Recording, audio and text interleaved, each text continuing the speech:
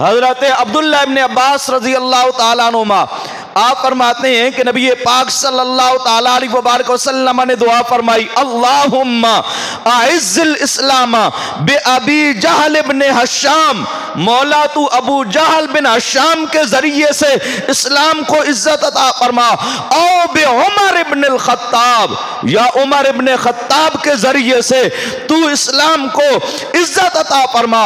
फरमाते फ़अस्बह उमर फ़गदा अला नबी सल्लल्लाहु अलैहि वसल्लम फ़अस्लम, पस सुबह के वक्त जनाबे हजरत उमर फारूक रजी अल्लाह तआला अन्हु हुजूर की बारगाह नाज में हाजिर हुए और बारगाह मुस्तफ़वी में हाजिर होकर जनाबे उमर फारूक ने कलमा पढ़ा और मुसलमान हो गए।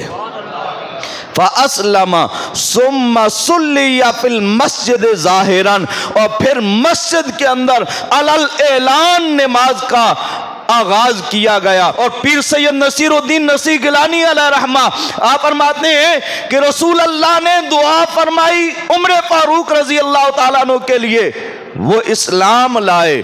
दुआए मुस्तजाबे हजरत खत्मुर रसूल वो हैं, दुआए मुस्तजाबे हजरत खत्मुर रसूल वो हैं।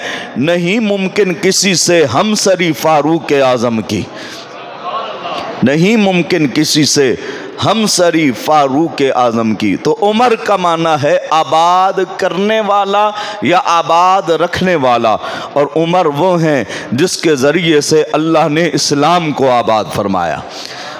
नबी पाक सल्लल्लाहु तआला अलैहि वसल्लम के पास हाज़िरी देकर कलमा जिस वक्त पढ़ा, फिर नबी पाक सल्लल्लाहु तआला अलैहि वसल्लम की बारगाह नाज़ में अर्ज़ करने लगे, या रसूल अल्लाह, क्या हम हक पर नहीं हैं?